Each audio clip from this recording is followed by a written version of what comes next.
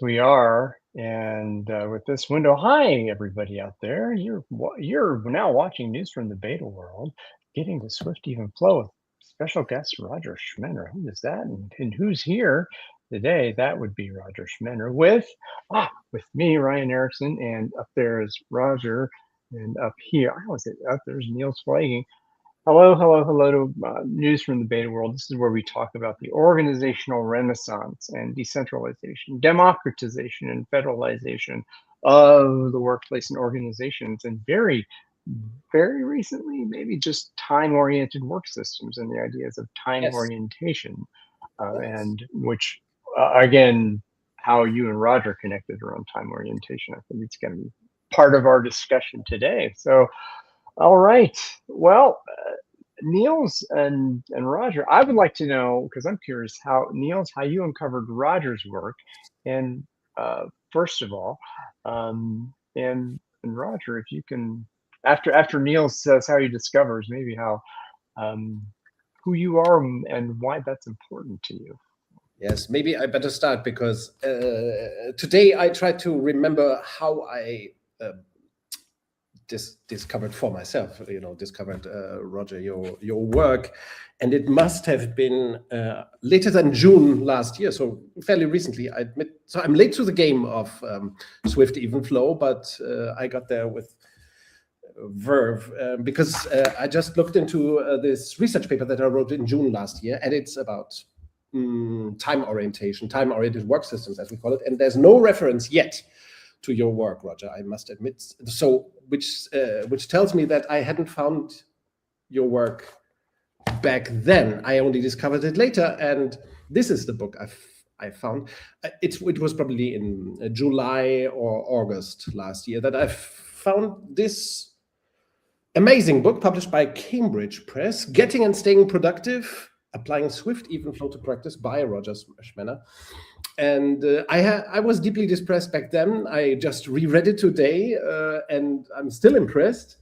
And there's so much, I think, that we should talk about. In my mind, to be transparent about this, I think this is one of the best business books of all time.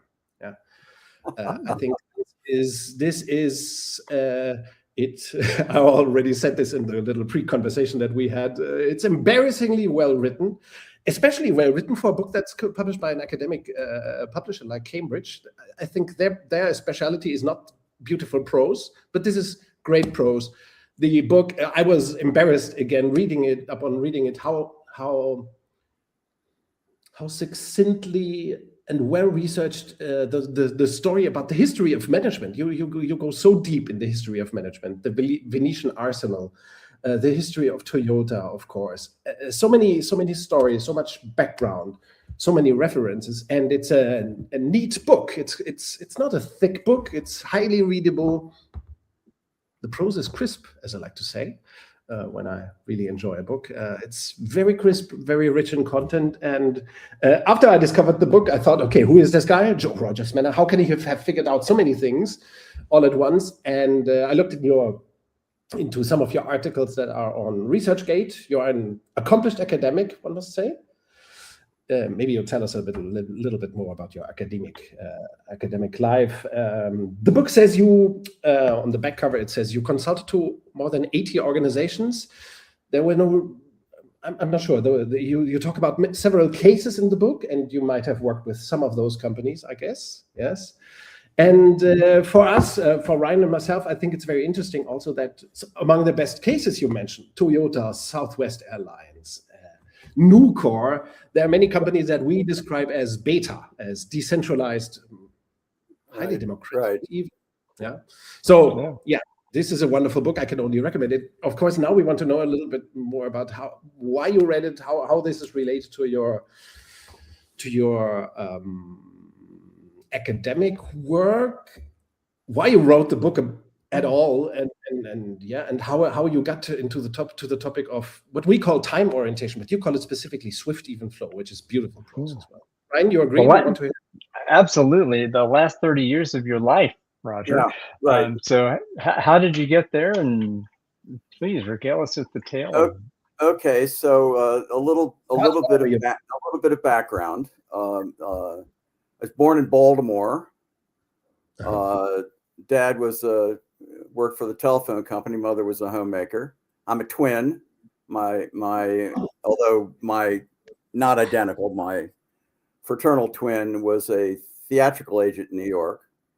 So I went from Baltimore. I went to Princeton and discovered economics at Princeton and liked it so much that I went on for a PhD in economics at Yale. So I graduated from Princeton in '69. Went to Yale, finished a little bit early. Got my dissertation in December '72, and I was invited by Yale to stay for another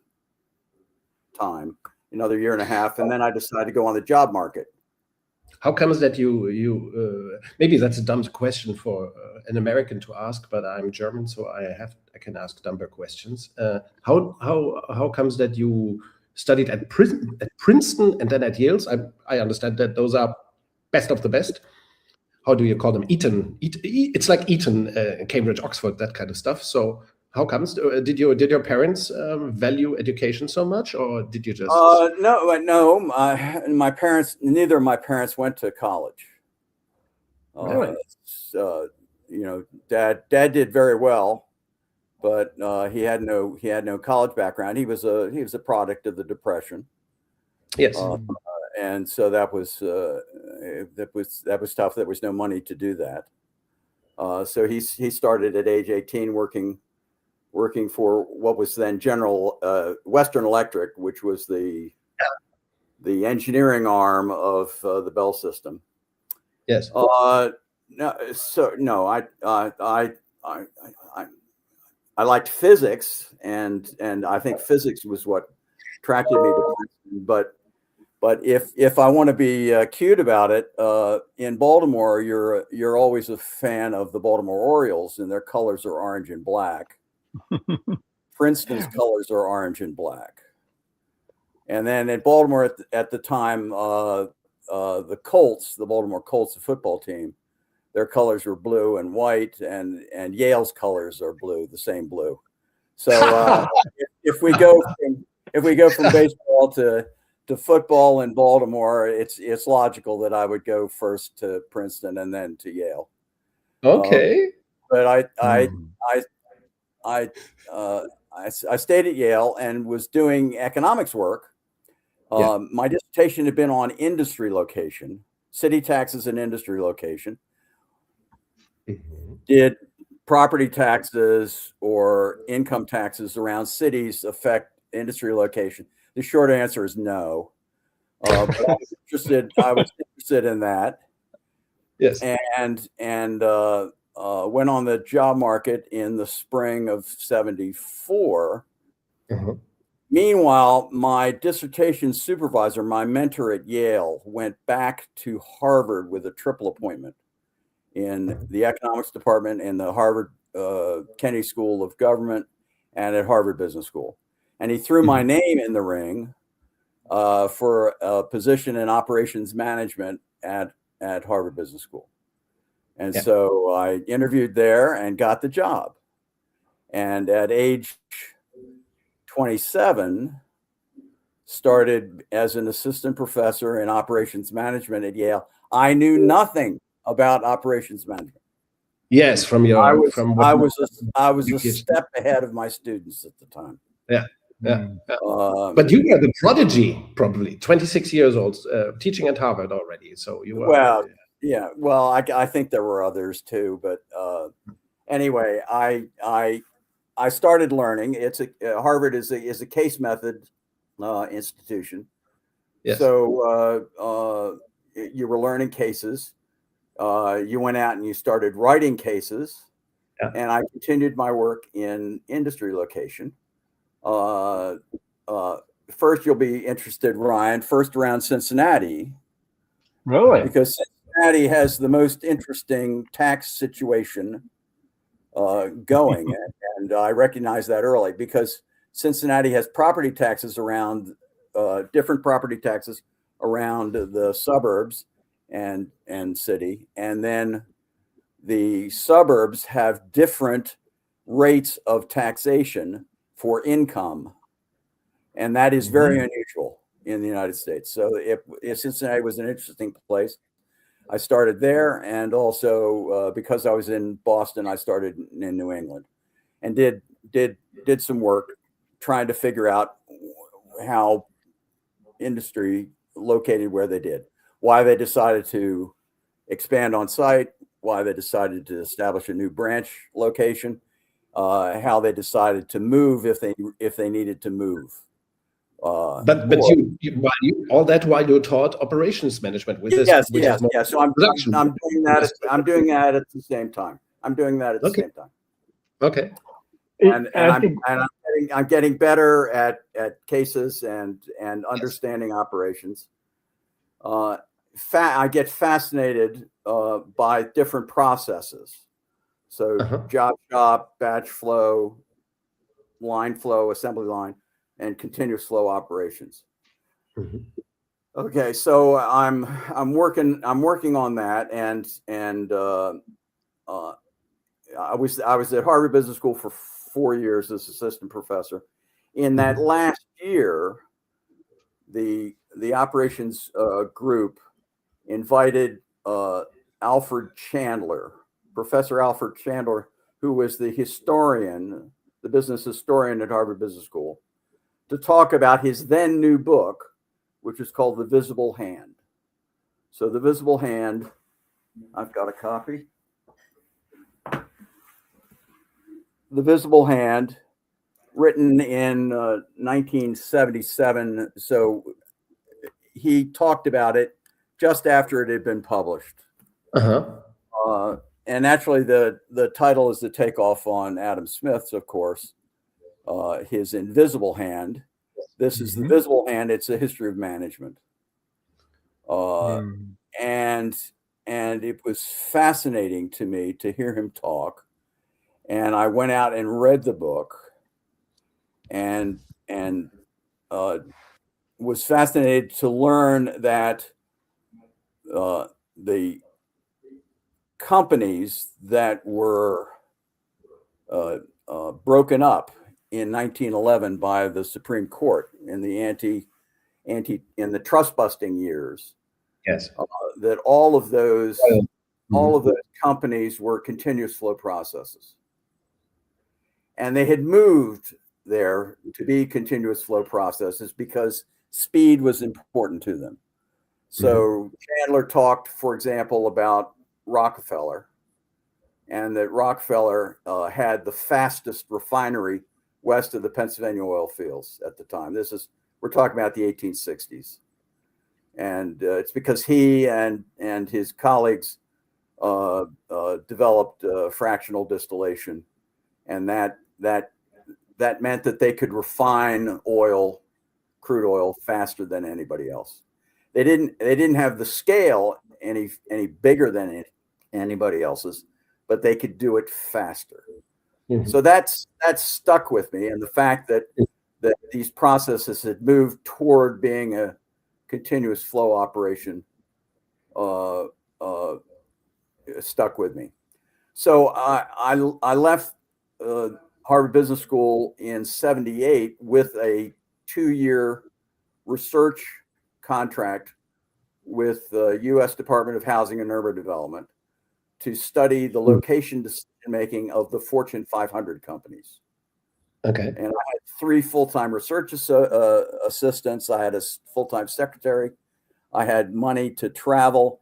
I went and traveled and saw 60 companies to talk about how they and these are big companies, Fortune 500 companies, about how they did their industry location. Developed surveyed those companies, and at the end of 2 years, then finished that work, and that developed into a book called Making Business Location Decisions that was published by Prentice Hall, I think, in '82. So I went from that research project and then I went back into academia. Well, I was in academia, but I went to a business school. I went to Duke. So I went from Boston to North Carolina, and at that point, I'm saying to myself, well, I'm about finished with industry location. I've done my thing here. Mm-hmm. I'm looking for a new project. And at that time, the U.S. was being crunched by the Japanese. Yes. The beginning of the Deming years of the This is when Deming and Duran and Phil Crosby were making hay. This is when lots of people were saying, "Oh, the playing field isn't level." That there's all kinds of problems here. The Japanese really are not that good, and they are not being fair. That was related to your location topic, probably. Mm-hmm.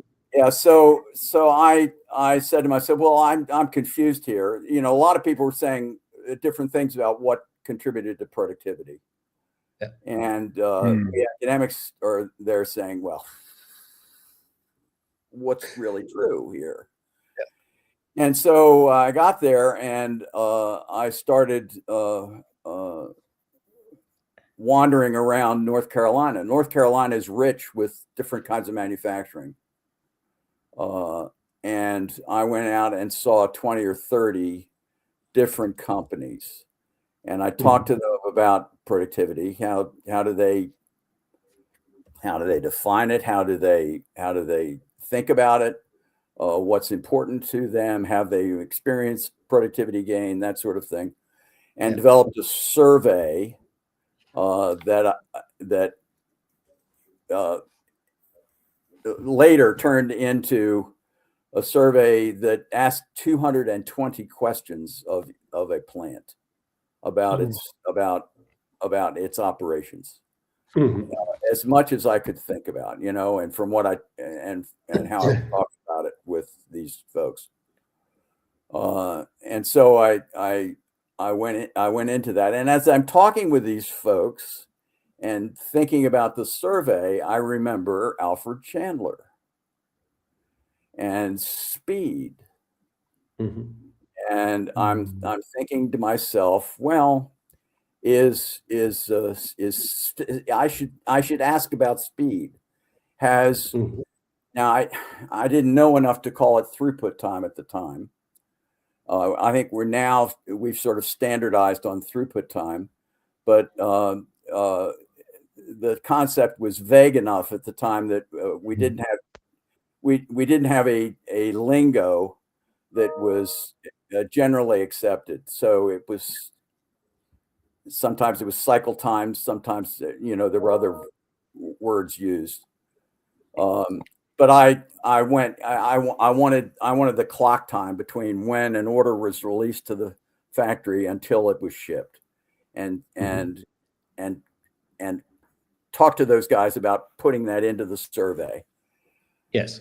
So I did some initial work on that, and presented a preliminary paper on it at the Academy of Management meetings in August of 1982. Okay. And I had discovered that the plants that had increased their productivity more than others had, in fact, statistically speaking, reduced their throughput time over the last 5 years. And I reported that. And that was in a meeting in New York. And in that meeting was Bob Hall. And I don't know if you know Bob Hall. So if you look at who was responsible in the United States for getting the word out about just-in-time manufacturing, the first guy was Dick Schoenberger, who was at the University of Nebraska, and he was influenced by the Kawasaki motorcycle plant that had been built outside of Lincoln, Nebraska. Okay. And he wrote about the Kawasaki plant. Okay. It was a small volume, not tremendously insightful, but insightful enough to get it going.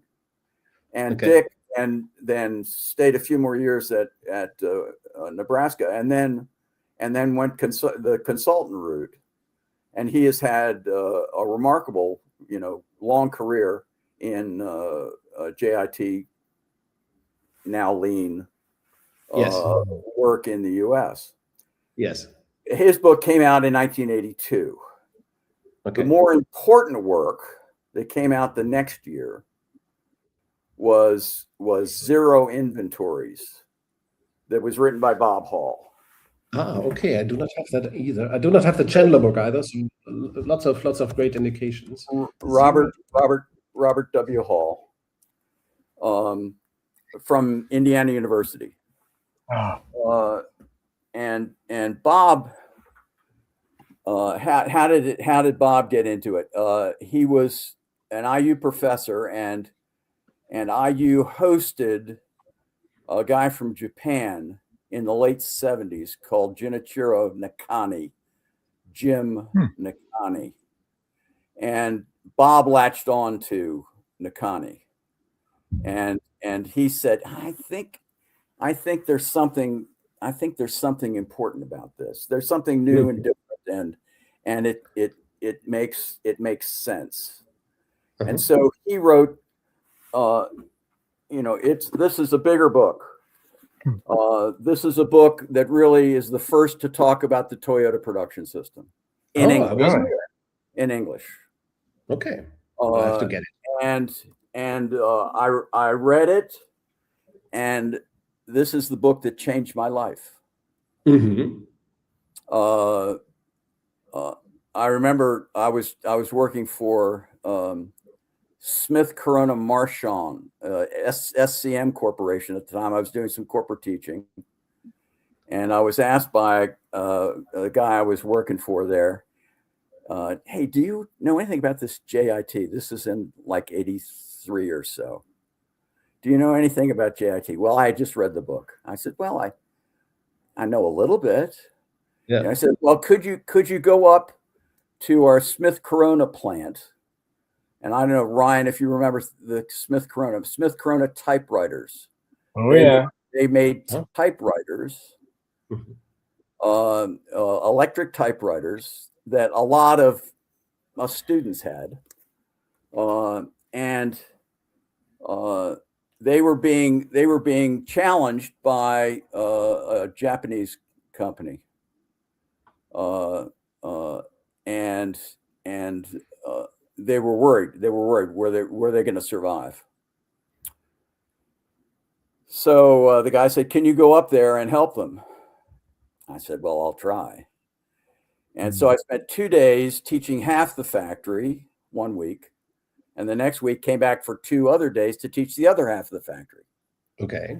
And I went through this book, went through how they thought about it, and I am happy to say that those guys latched onto that, and they lasted. That was say 83, and they lasted until 96 when they closed. Okay. They did not close because of the Japanese competition. They closed because the dot matrix printer got better. People went from using typewriters to using computers and printers, and so the whole industry collapsed. Okay, so this was Bob Hall. Now, Bob, early in this, he makes a reference to one academic. Am I permitted to read here? Sure, go for it. Yeah, okay. So we don't have many rules here, Roger. Yeah, okay. So this is page 31. Okay. The principles by which equipment operates and material moves are the same everywhere, and the general ideas of stockless production are valued everywhere. A recent survey by Professor Roger Schmenner of Duke University lends credence to the thought that this general direction is right for the United States. He surveyed manufacturers in North Carolina to determine what practices seemed to be correlated with improvement in productivity. In a paper he presented at the Academy of Management annual meeting in New York in August 1982, he said, and he's quoting me from the paper, "For the most part, the independent variables which are highly correlated with productivity define classic ways of simplifying and smoothing out the production process. For example, it was found that many engineering change orders are disruptive to productivity, as are frequent design changes and product mix changes. Smoothing the flow of materials is important. Those processes which had improved materials handling, reduced scrap, lowered rework, improved quality, lessened expediting, lowered production cycle times, note production cycle times, reduced shortages, adopted MRP systems, or had significant numbers of their workers cross-trained, appeared to have a higher level of labor productivity than plants which have not enjoyed this kind of change. Those plants which measure productivity on a units per worker hour basis also tend to have higher labor productivity than others. Although significantly, plants that have either individual or group incentives do not appear to have higher labor productivity than plants that pay by the hour." Back to Hall. Schmenner uses the phrase production cycle times to mean what in this book is called throughput time or lead times. Every factor he cites as being correlated with productivity in North Carolina is consistent with the concept of stockless production, which has already been presented or will be presented, although stockless production would not advocate using the typical job shop form of MRP for production, which can be made repetitive. Oh, that was very insightful already. Yeah, okay. Yeah. So this is very early. What Schmenner found was that it was the basics which count, and he did not have stockless production in mind when making the survey.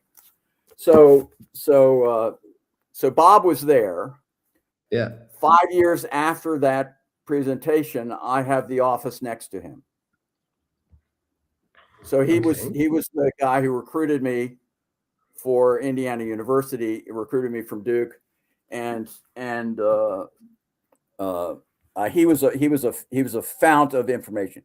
He was the guy who throughout American manufacturers was known as Doc Hall. You could go to some of the early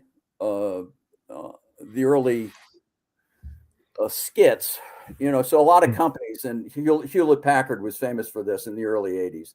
They would run skits of what a push system was and what a pull system was. Yes. So they'd have push production, and then they change it to pull 3 and then pull 1. And they'd be making things out of cardboard or something like that. But they show how it was. And one of the early ones, the guy mentions Bob Hall. So Bob was right there at the start of a lot of the thinking in American manufacturing about appropriating some of the Japanese insight. So you're making all these discoveries through. I mean, you're building this knowledge, and you're aware of what's happening, and there's something about this idea of throughput and speed and what was the processes going on. So this to me, what this is telling me, you're in this environment that this curiosity is arising in you, and you're wondering, what's behind that. Yes. And at that point, you're kind of in operations management, coming at it from this standpoint of economics. Yeah. And so, all right, when would, I think there's a paper in 1988 that kind of started to put this together. So I did this stuff around North Carolina, and I used that as a lever to get a grant from the U.S. Commerce Department, the Economic Development Administration. And so I had a grant there 84, 85, 86 to do more work on productivity. So I had a larger sample. I went nationwide. So I started in North Carolina, and then I went nationwide and discovered the same things. Okay. That it was throughput time reduction and quality and simplification, that sort of thing. That my wife will get that phone. Again, we're all about surprises. We're old timers. We actually have a landline. So the national project went through 86. In 86, then I had been recruited in the subsequent year to go over to Switzerland for a year and teach at what was then IMIDE, what is now IMD in Lausanne, Switzerland. Okay. So that was I've been a visitor there 3 different times, and the first time was the 86 to 87 academic year. So I had just finished this research nationwide. Yeah. And I went to IMD and I said, can I take this survey and do it with IMD companies? And I did. And I got some European data. Okay. But before I had gone to Switzerland, I had been recruited by Indiana University, and I committed to IU. Immediately I went on leave to go to Switzerland. I got back to IU in 87. And that's when I took up residence next to Bob Hall. Okay. In the next office. And then I wrote a paper, and this was coming out of what I was doing at IMD. So the paper was really sort of started in Europe and came over to the US, called The Merit of Making Things Fast. And I wrote that paper, and I flogged it to Harvard Business Review. And Harvard Business Review says, "Oh, interesting, but we've just committed to publishing another paper by a guy named George Stalk. Time-based competition. We can't do yours." So I went to the HBR competitor down the street, Sloan Management Review, and flogged it there, and they accepted it. So Stalk's article, the first one on sort of time-based, comes out of HBR in the July-August 1988 issue.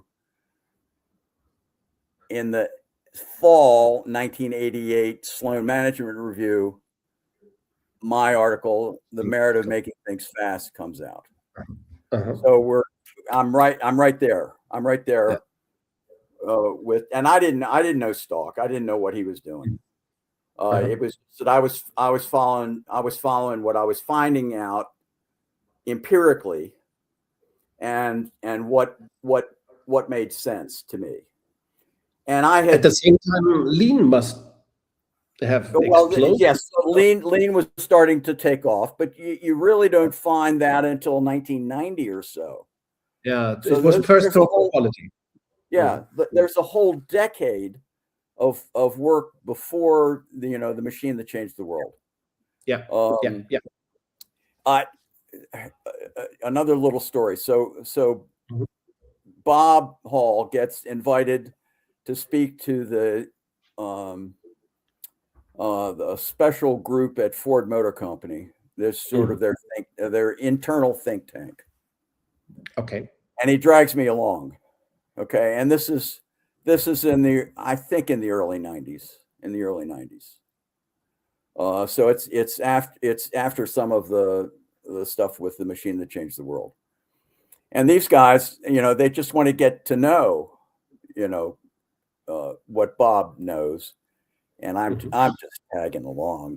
He's just very nice.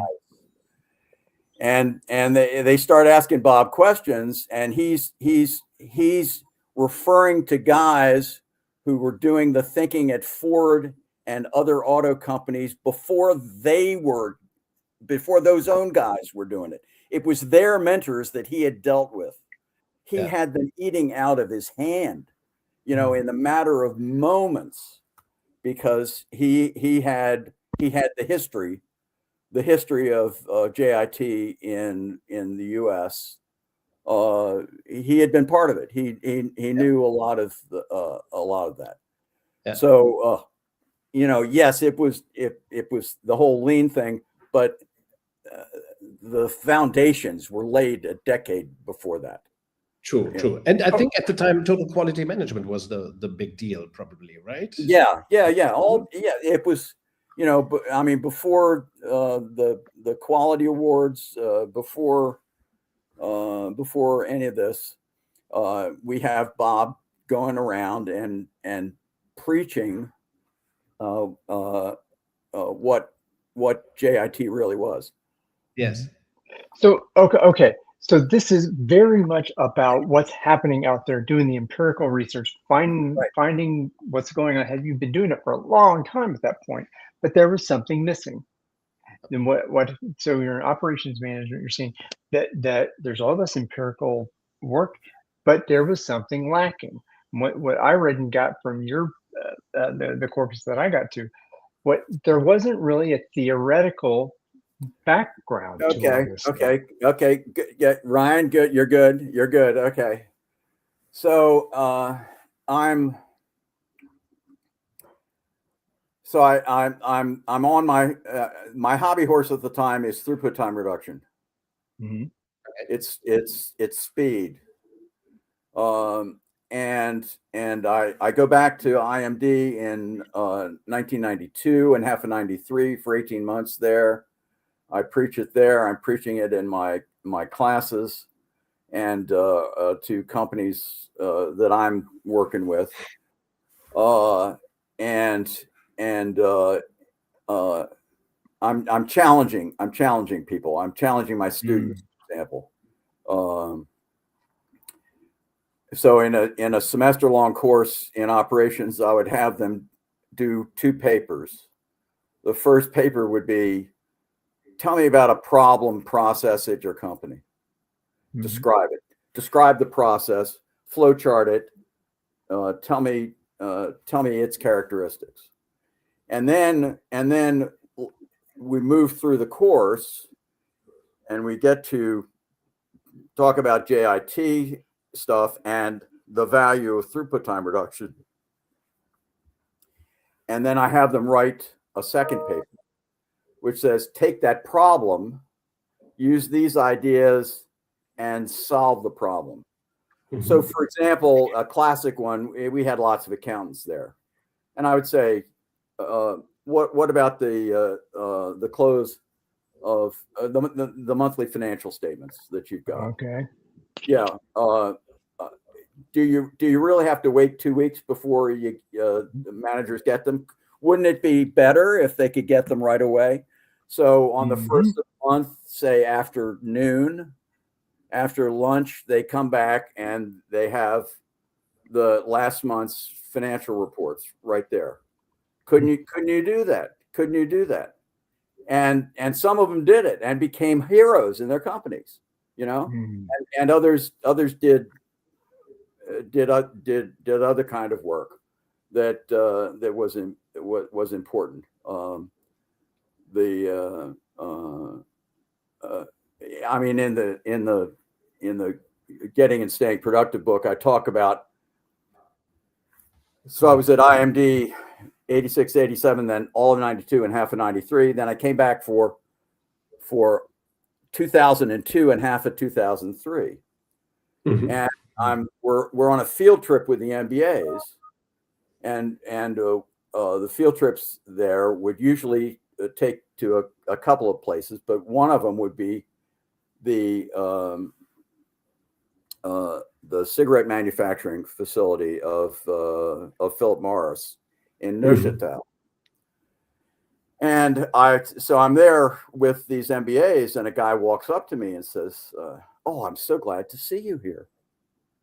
He says, 10 years ago, I was at the manufacturing management seminar that Bob Collins, who's the main operations guy at IMD, ran a 2-week manufacturing strategy seminar, and you talked about the value of throughput time reduction, and just after that we had to redo our primary.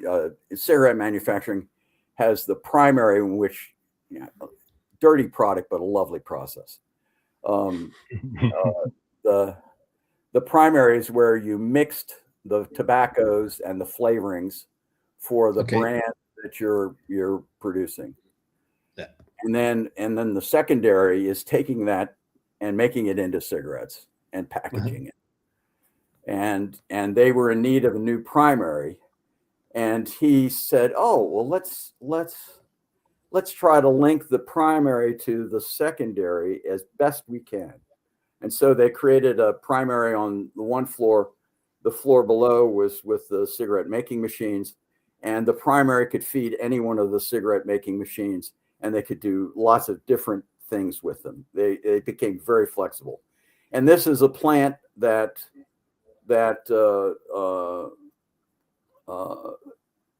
created, I think, 270 different product packaging variations, which is very different from Philip Morris running in Richmond, Virginia, where there are floors of just Marlboros.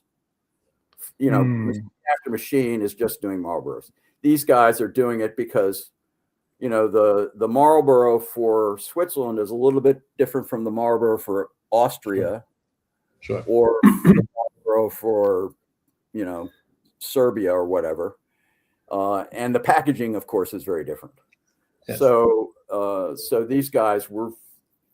He used the mentality of throughput time reduction to completely change their process and make that process the most flexible process in the whole company. So I was on this theme. I was on this kick of trying to get people to think about throughput time reduction. That a lot of great things happen with throughput time reduction.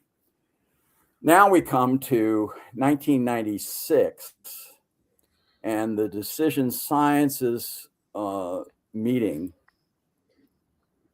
I don't know where it was, but one of my colleagues from IU is there and in this session, and he's saying, "Is there no theory in operations management?" And some guy, well, it was Jack Meredith from Wake Forest. He said, "Well, what about the product process matrix?" And that was an idea of a diagonal in which there were different types of processes, and the end of the diagonal was a continuous flow process, but it wasn't a theory. This was an idea from Bob Hayes at Harvard. I was there in the teaching group meeting when he brought the idea to it. He wasn't trying to develop a theory. He was trying to coordinate our thinking about the cases that we were teaching that semester.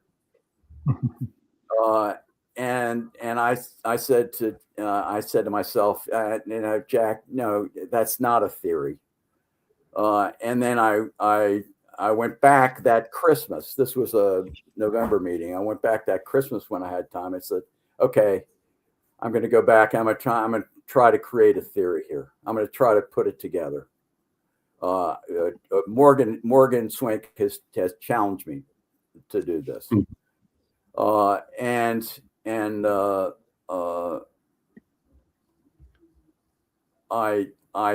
went back to my philosophy of science course at Princeton that was taught by an eminent guy by the name of Carl Hempel. And I got out the textbook and went and started reading about it and said, okay, this is what theory is. This is what I have to do. And then I said, well, gee whiz, I mean, Swift flow is part of it, but it's not the only part. And I relooked at my research. and the research had quality and simplifying processes and whatever. And I said, well, I've got to reduce variation.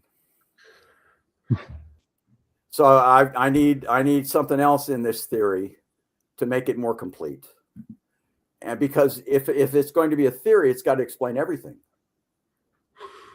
You know, it can't not touch everything. So I said, okay, I'm gonna call that even. So I'm gonna call it swift even flow, and I'm gonna tout that as a theory. And then Morgan Swink, who was a colleague, he was deep into what was then the sand cone model, and it was about production frontiers, and so we developed another little theory, the theory of production frontiers, and we came out with a 1998 Journal of Operations Management called On Theory in Operations Management, and that was the first time that swift even flow was written down. Mm-hmm. So that then became the theory, and I was challenging people with it. I'm saying this should explain everything. This should explain services. This should explain manufacturing. This should explain anything that is a process, a repeatable process. Okay, so I got to come back a little bit. That this is a big thing. You have been doing all this work. Everyone had been doing all this work around description. You've been observing and describing what's happening and saying, oh, this is happening here. We have case studies that were describing what's happening. But the Hempel insight brings you to say, well, there's a distinction that description is one thing, but theory explains. Theory helps you build laws that allow, as the saying goes, there's nothing more useful than a good theory. So I wanted to be useful. I wanted to be useful. You know, so that meant creating a theory. Yeah. So by the way, you also published a wonderful paper making a meaningful contribution to theory about that very issue. Why theory building? Yes, that's right. Yeah. Theory so important. So it's a wonderful. Yeah, highly recommended to everybody. Yeah. Thank you. Yeah. So I got into this. I got into the theory part of it, and to also let people know that you can do science without doing theory. That a lot of it is good observation. You don't need to start every academic paper saying that you are testing a theory, because you're not. You shouldn't be. You can describe a wonderful series of facts. That is great science. I mean, think of Jane Goodall in Africa describing chimpanzees. You know, I mean, that was wonderful science. It wasn't theory, but we know a lot because of that initial work. So I wanted to get people to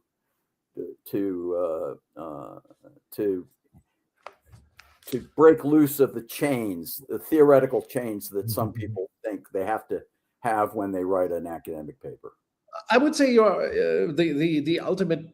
You're one of those very few critical thinkers in academia. It's a delightful thing. It shines through in the book and in the articles. It's just critical, independent-minded thinking, so to speak. Yeah, you're not boring.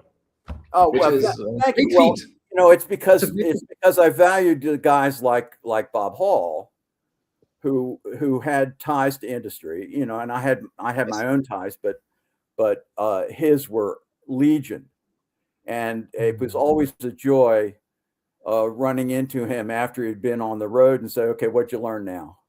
Yeah. What's new and different, and tell me about it. And it was always wonderful to have him talk about what was new and different in America, or had he just gone, he financed himself many trips to Japan, and he'd come back from Japan and say, okay, now what'd you learn there? What is Nakane? What is his friend Nakane telling him? What is he up to? Did you also go to Japan? I have never been to well. I've been to Narita Airport. I have not. I have not On been the way to somewhere else. Yeah, on the way to somewhere else. On the way to Southeast Asia. Just a Okay. few months ago, I published a book with quotes of Taiichi Ono. I've been to Japan once, but not for work reasons. And but this was very. It brought me very close to the guy, I think, and to Toyota's early decade, so to speak, to go into all his books, and all the interviews that are available, and see for yourself. Wonderful stories about Ono. I like the one where he takes the new guy and he takes some chalk and he puts a circle on the floor and puts the guy in it and say, okay, now be here for the next few hours and tell me what you see. It's lovely. That's lovely. Yeah. All right. So Niels, I gotta get to this point for you. I'm putting you on the spot here. So you find Roger's book, okay, not knowing anything about Roger at that point. Yes. What was your first thought about how all of this, the body of work that Roger has brought into what we are now doing with the Beta Codex and time-oriented work systems? What struck you most about this work that brought Roger into our domain? I really was unaware of all this background, Roger, that you just told us about. So when I read your book, I first thought, okay, this is. I thought you were one of the holy, maybe not the Holy Trinity, but the Holy Five or Octagon, maybe, of people who really understand time orientation. Because I had just written this paper before, about the work of Ono and then of Rajan Zuri, connecting the ideas of Rajan Zuri, quick response manufacturing, and Ian Glenday, a guy from the UK, who created a concept called lean RFS, lean repetitive flexible supply. Maybe not sure if you have heard about it. No. He also created there are several big, next to the Toyota production system, there are I think three big concepts of time-oriented work and production. Quick response manufacturing, you know it well. You refer to it in your book as well. Right. You kind of commented on an article by Rajan Zuri that was published just last year. So you are you know it well. Then Lean RFS by this Briton called Ian Glenday. And there is an Austrian, Ernst Weichselbaum, who created his own variety of time-oriented production. So these three, when I had figured out that these three approaches existed, QRM, Lean RFS, and the Weichselbaum system, I felt obliged to write this paper and condense these things into not so much theory, but a comparison and saying there's really time-oriented work systems exist for every kind of company. Then I found your work and I thought, okay, this is the guy in America who really understood it, even better than Rajan Zuri, I would argue. But this is just a pun, just a little pun, just to tease him into doing a podcast session with us as well. Not meant so serious, but you really articulate these thoughts so well. You relate it to history. You relate it beautifully to Toyota, even to the Venetian arsenal. And I must say, Rajan stayed with manufacturing and particularly a lower volume, high mix kind of work, where I was also teaching about services. Yes, you wanted to broaden the approach visibly in the book. You talk. I naturally had to get broader than that because I was also teaching service operations at the time. Yes, and was seeing how all of these things could apply to service as well as to manufacturing. In fact, that's why I started the book. I started the book with the service with the orthopedic surgeon. Who did my 2008 left knee replacement. So I started with him, and let me digress here a bit on that. Yes. So I was a former basketball player in high school, and I got clipped in a game midway in the season. and tore my medial meniscus cartilage. And I had to have it operated on, particularly the next year. I hadn't had it operated on, but then went out for freshman lacrosse at Princeton. And in the third day of practice, I crumple up on the field. My knee has given out, and I need to have it operated on. Well, in those days, it was 1966, when they looked at a medial meniscus cartilage, they removed it all. And so I was bone on bone for 42 years before it really started to hurt me. Yes. And so I needed a surgeon around Indianapolis, and I heard about this guy. He was doing lots of them. So I started talking to him, and he was doing between 750 and 1,000 operations a year.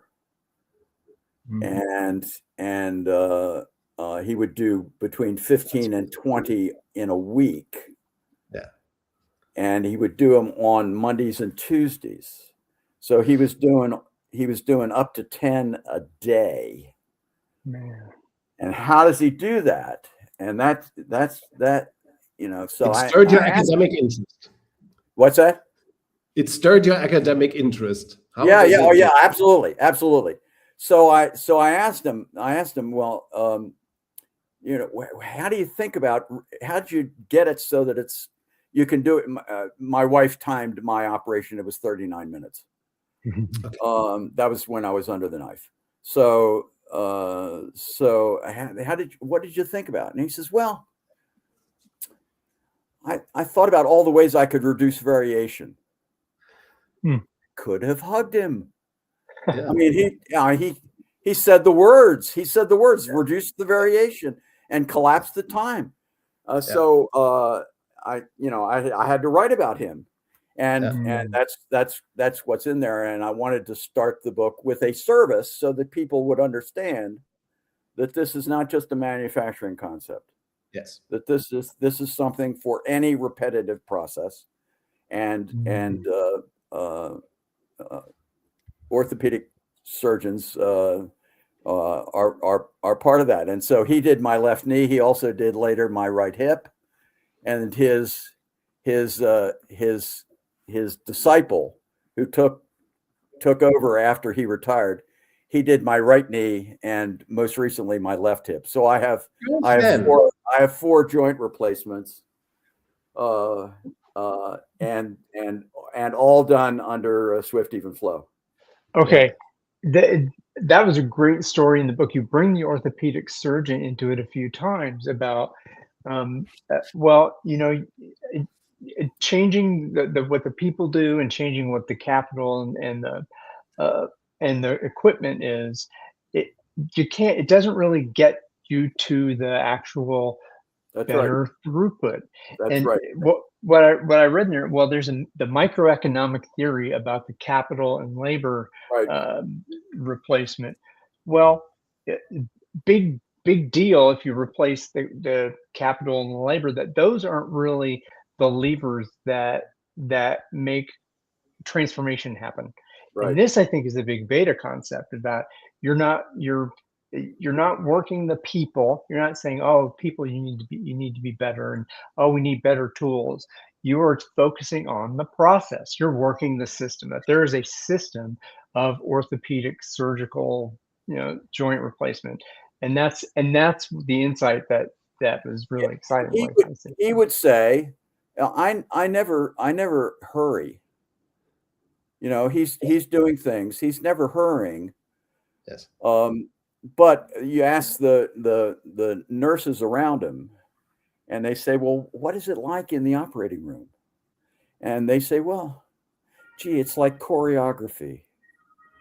Everybody has something to do, and it's a little dance that they do. And so he gets presented with precisely the thing that he needs for the next step. So he goes from value adding step to value adding step, and we don't have there are no crises. We just move from one thing to another. We're on an assembly line, and of course, I love assembly lines. They make great quality things. I want to be on an assembly line when I have my joints replaced. So it was that to me was the perfect way to start it, because it's something that everybody can appreciate. Yes, yes, yes. And again, you are a true writer, so this book has this aesthetics to it. You Thank you. Yeah, you start with this example. You get into the basic concepts. You go into the history of swift even flow. Then you go into the distinctions between what we call alpha and beta. You call it the conventional thinking and the Received, lean. the received tradition and Yes. JIT. Yeah, And that's so when I was trying to understand JIT in the early years, yeah. and this is when I was at Duke and I was running my own manufacturing 2-week seminar there. I said, well, I've got to contrast the thinking Yes. that people were having at the time Yes. with this new thing that changed my life. You know, I read Bob Hall and it changed my life. So what were the aspects of the change? And so Yes. I concocted 15 things that where I could contrast received tradition and not. But in the middle of it, the heart of it is cost reduction comes by essentially swift even flow. It's by contracting the throughput time and getting great quality. Great quality being the first thing I talk about when I talk about JIT. So that was something that I was doing right from the start, in trying to internalize what JIT really meant. Yes, you break it down into the 15 aspects and contrast it with what everybody has learned, and which is pretty much flawed. Yeah. Yes, which right, is exactly. Which is a neat way to make it practical. And you present the several cases as well. And those cases I've used in class. I've used some of them in class, and others felt appropriate for the book. But I felt that I needed to I needed to get applications so that people would think, oh, here I've got a problem. How can I get out of the problem? How can Swift Even Flow help me think through the issue? Yes. And that's why I went for the cases, because that's what my students. It was with the cases that my students would say, "Oh, now I understand." Yes. Now I understand what to do. Yes, and you apply to different problems, including product development. Right. I think that's right. nicely, and present conclusions of how to deal with these problems to get to Swift Even Flow in all these areas. And not surprisingly, these solutions are similar to what Toyota has done, to what quick response manufacturing suggests. Well, yeah, because I think it's all truth. You know, I mean, it is. What are we academics after? What are we academics after? We're after truth. Yeah. And you know, I'm hoping that comes out, and that, you know, the variety of applications, including, you know, just when I was at Harvard, of course, Wick Skinner was there, and he, the father of manufacturing strategy, the father with the Focus Factory, and the Searle Medical Instruments Group cases in that group, and that was the first case written after the Focus Factory article came out. That was the first case written about the Focus Factory. So that was used for years as the Focus Factory case. And to me, it's just now it's just Swift Even Flow writ large. It's the strategic version. You know, Swift Even Flow could be tactical in trying to make things happen, but it can also be strategic. And that's where you know, if you're just honed in on a single process and trying to use use lean ideas on it, you may be blinded, and you might not see the full picture. Yes. And Yes. the full picture is the whole supply chain, or it's the whole operation, and see it strategically as swift, even flow. See it all, and not just the individual. See it like see it like the Arsenal, saw it years and years ago. Well, I guess it's systems thinking, it's ACOF, it's Deming, it's all of this kind of taking the wide view, and not this mono maximization and this very specific local optimization. It is viewing the whole system and the whole flow of process, right? And that to me, it speaks to the beauty and harmony of what you're talking about. So I'm curious also, Niels, there was one piece back in the beginning, what Roger was saying about getting to the fast close, the economic close at the end of the month. And that's something that you hadn't read the book by this time, and you had come across this idea of doing throughput and flow and applying it to the accounting of a company beforehand. Exactly. Once you start thinking in terms of time and making things, that's why I like, Roger, what you said about that surgeon. It's about not being in a hurry, not rushing things. It's about understanding the process, controlling the process well enough so that not many surprises will happen. You reduce variability. You prepare well, essentially, well, and work and design the system so well that you can handle variation well, and that you don't have to rush things. And the same goes for accounting processes like fast close that you mentioned. I found it wonderful that you mentioned it, because I just published an article about it on Substack a couple of weeks ago.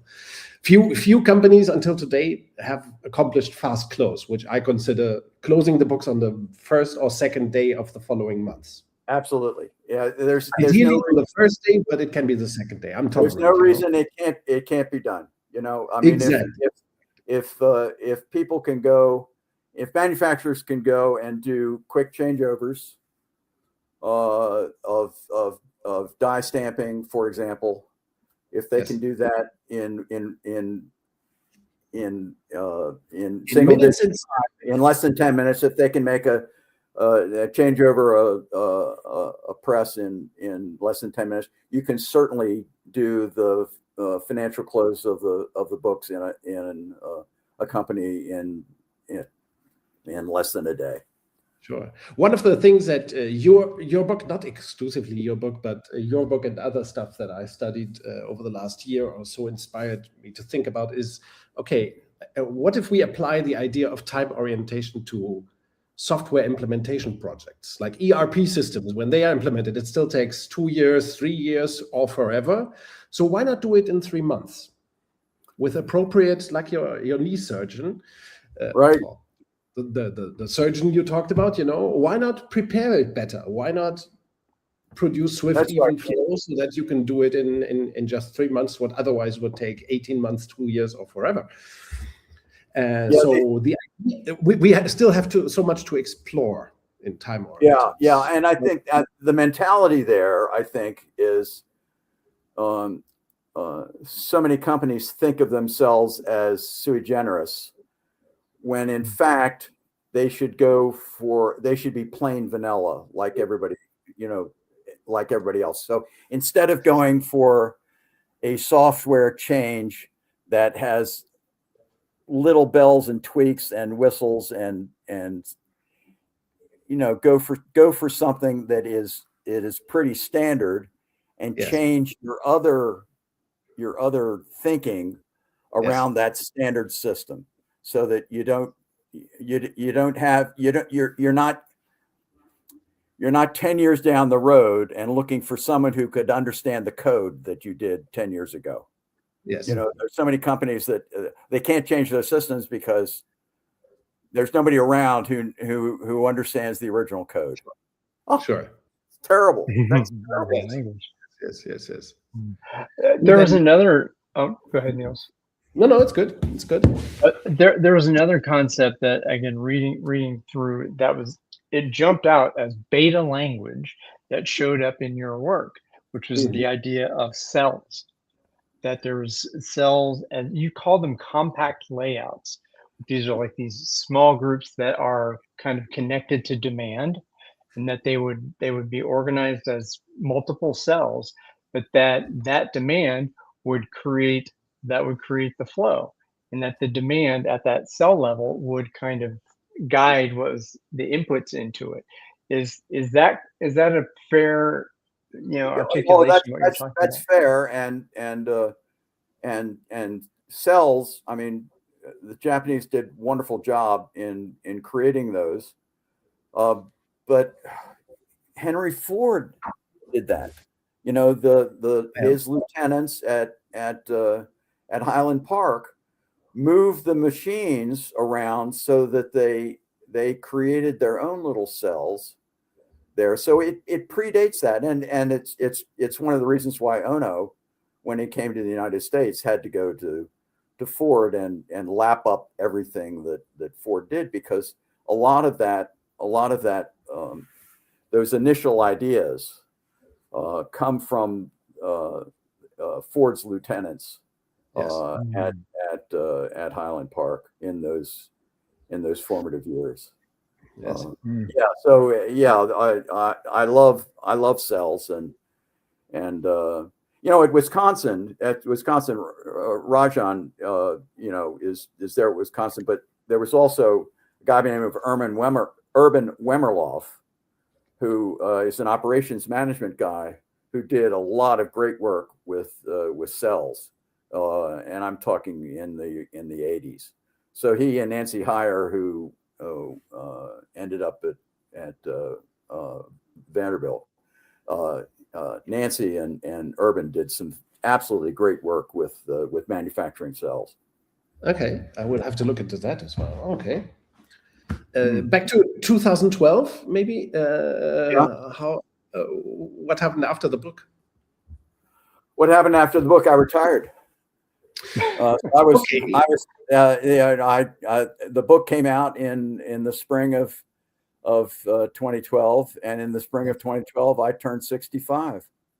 Okay. But So you must have done something around the book. Did you have the opportunity to work with organizations around this? well, there was some of it, but not a lot, not a lot. I mean, the most fun I had was a guy from the Indiana State Supreme Court, Okay. who had a manufacturing background. He got a hold of the book, and he's the chief innovation officer for the Indiana State Supreme Court. And he said, Roger, come on in and help us think through some problems that we have with the way our court operates. And Yeah. the Supreme Court is not just the justices sitting on cases. They have education of and credentialing of young lawyers. They have supervising the work of the county courts in Indiana. So we had some great times there, and then I did a course for them and some of their people, who then went out and discovered their own little cases and have changed the way that the court operates. So it's now much better. An example That's that wonderful. comes to mind is when you want to bring in a lawyer from outside the state to a court case in Indiana, and this is true for any state, that outside lawyer has to be formally credentialed Mhm. for the court. So if you're bringing in a Chicago lawyer to an Indiana case, you need to credential that lawyer.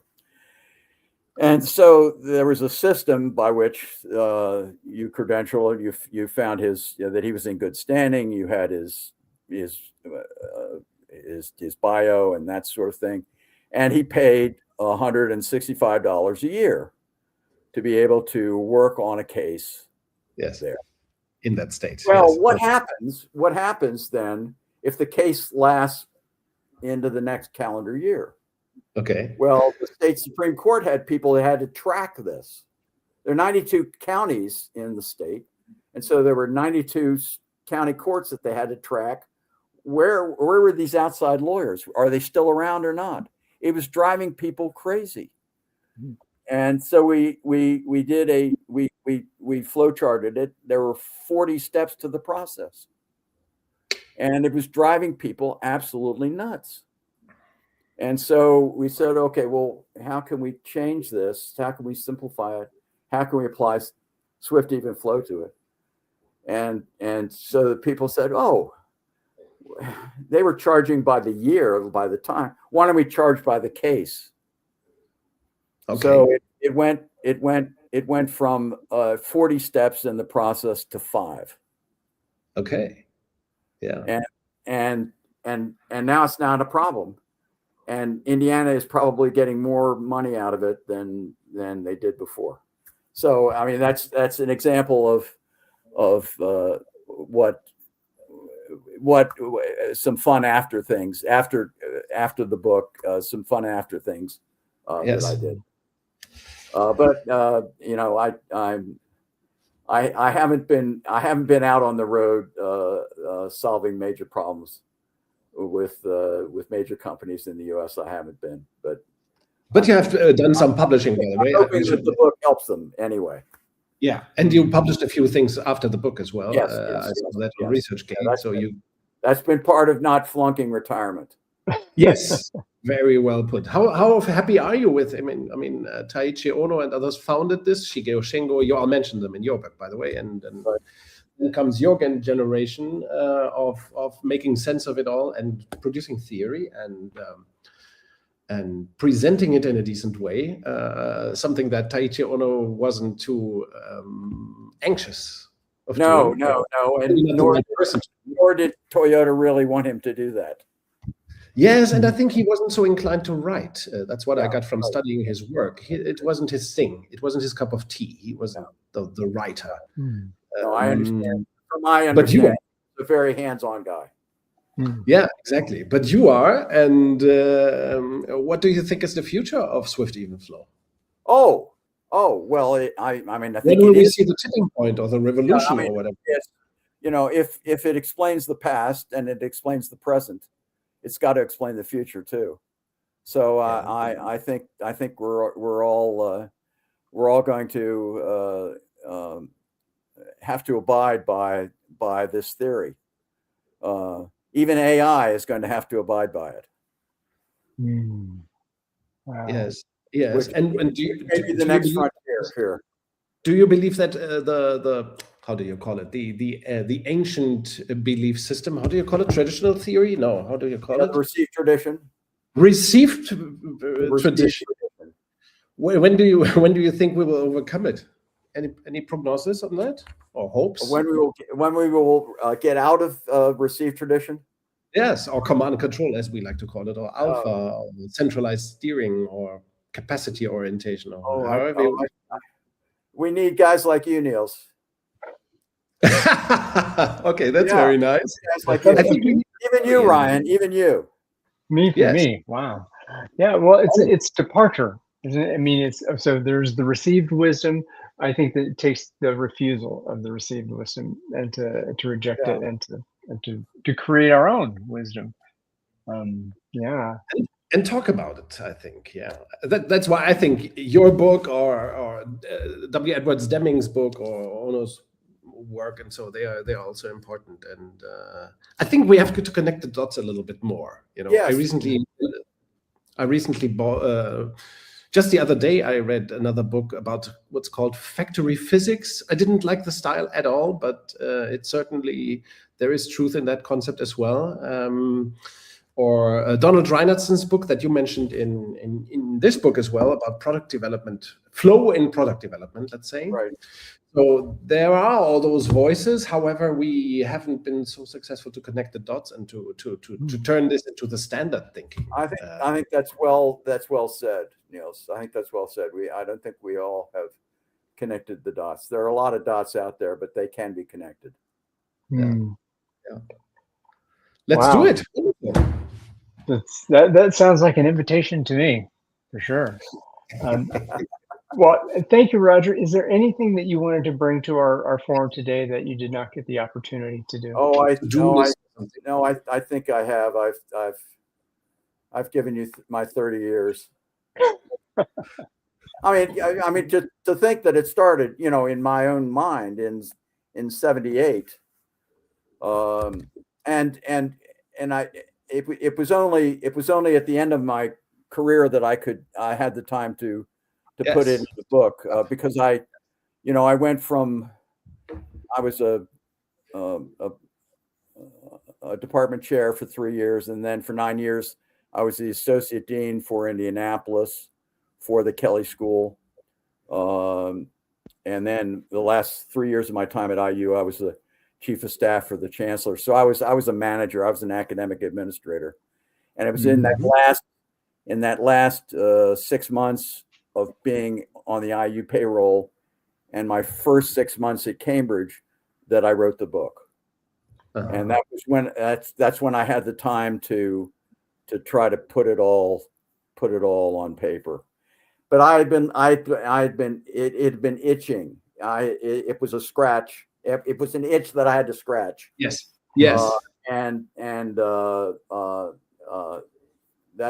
That's why I had to write it. I believe you accomplished a masterpiece. I recommend the book, Getting and Staying Productive, Applying Swift Even Flow to Practice. And I mentioned this article before, Making a Meaningful Contribution to Theory, just as one of the wonderful academic articles that you published, Roger. And that I think it's so delightful. I will use it in my online masterclasses in the future, where I use academic texts that we would then discuss. I think it's an amazing piece, very beautiful. We have the Hall of Fame of books in the Beta Codex, on the Beta Codex. I believe Staying Productive is now in the Hall of Fame of books that we have. You guys flatter me. Thank you. Right. So thank you very much for being available for this conversation. It was delightful. I enjoyed it, guys. And we would be happy to talk to you again if you come up with anything new or worth sharing, or that you want to share here. And thank you very much. Get some consulting going. All right, folks, we're gonna end the stream. We'll say goodbye.